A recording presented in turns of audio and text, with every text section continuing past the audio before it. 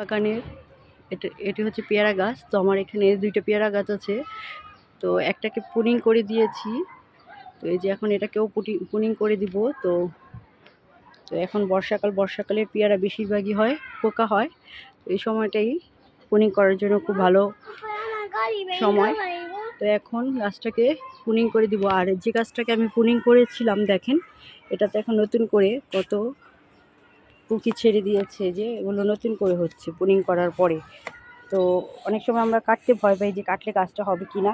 এই যে একদম নিচেও হয়ে গেছে। তো এখানে বাড়তি একটা ডাল ছিল, তো এগুলো কেটে দিয়েছি।